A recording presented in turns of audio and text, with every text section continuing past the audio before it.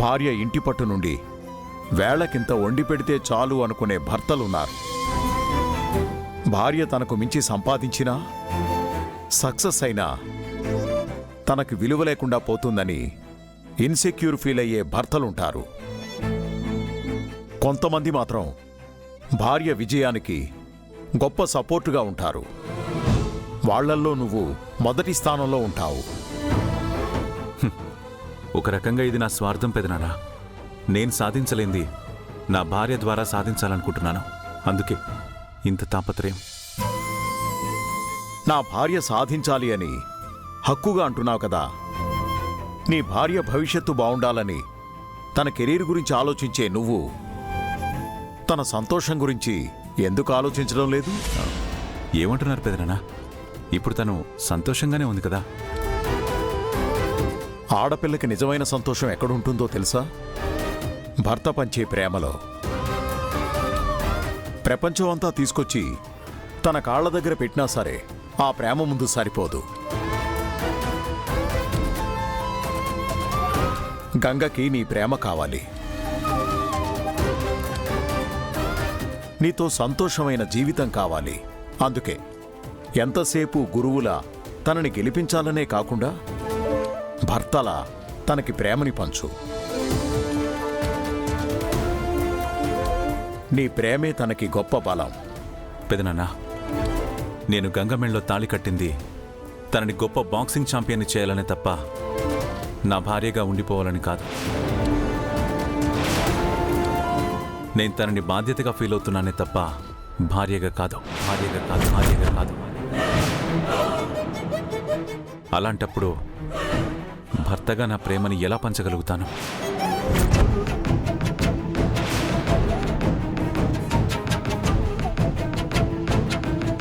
అయినా ఇలాంటి ఆలోచనలు నాకే కాదు, గంగ కూడా కలగకూడదు. తన మొత్తం కాన్సంట్రేషన్ బాక్సింగ్ మీదే ఉండాలి పెదనాన్న. ఒకవేళ తను కెరీర్ నుంచి డైవర్ట్ అవ్వడానికి కారణం నేనే అయితే తన లైఫ్లో నుంచి నేను దూరంగా వెళ్ళిపోవడానికి కూడా సిద్ధం పెదనాన్న. రుద్ర,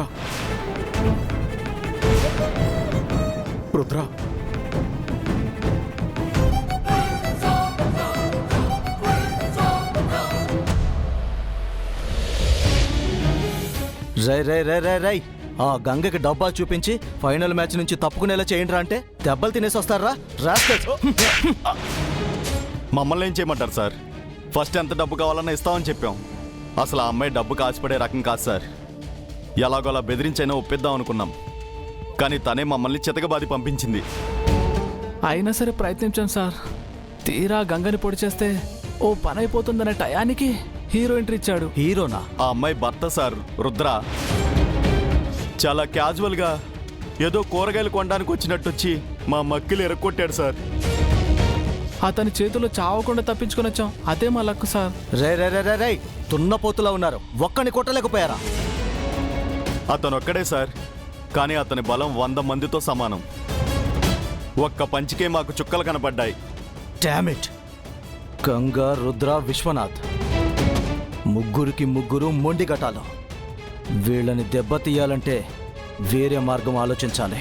వాళ్లతోనే ఉండి వాళ్ళని దెబ్బ కొట్టేవాళ్ళు, మనకి యూజ్ అయ్యేవాళ్ళు ఎవరో ఒకరు ఉండే ఉంటారు. ఎవరో. Hi, you are Dheeraj right? Yes. మీరు? నీ శత్రువుకి శత్రువులం, అంటే నీకు మిత్రులం. We are friends.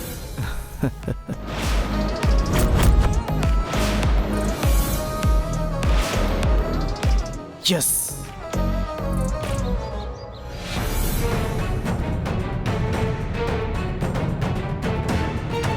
నిన్ను పోటీలో ఓడిపోమన్నారా? అంత పెద్ద మొత్తంలో డబ్బు ఆఫర్ చేస్తున్నారంటే వాళ్ళు దేనికి వెనకాడరు అనిపిస్తోంది.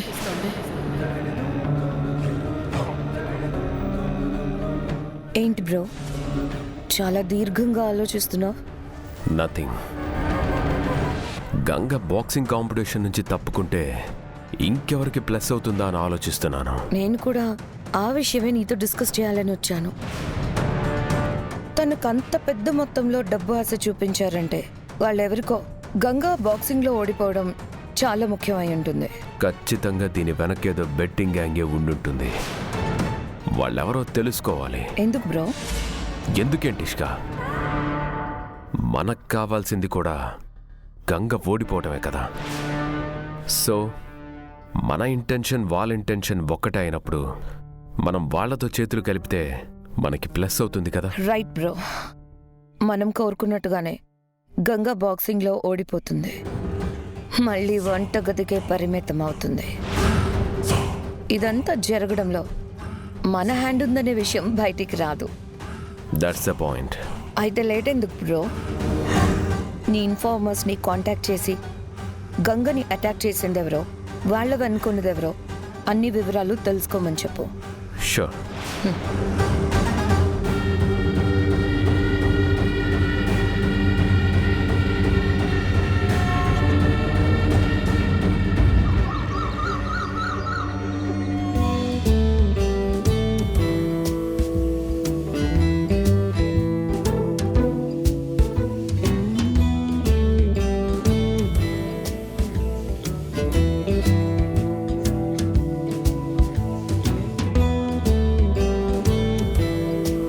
సార్, ఎక్కడికైనా వెళ్తున్నారా? సెంటు కొట్టుకుంటున్నారు. అవును, సెంటు కొట్టుకుని సెకండ్ షో సినిమాకి వెళ్దాం అనుకుంటున్నాను. వస్తావా ఏంటి? హ, నిజంగానా? వెళ్దాం పదండి. అయ్యో, ఆ రౌడీలను కొట్టిన చేయి నెప్పెట్టిందా సార్? ఉండండి, ఇప్పుడు వస్తాను.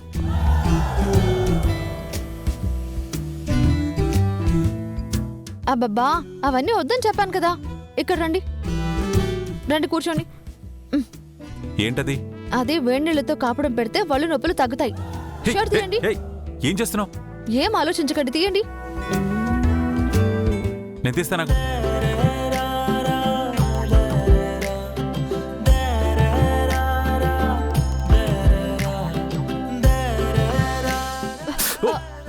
ఏం కాదు సార్. కాలుతుంది. ఏం కాదు, తగ్గిపోతుంది.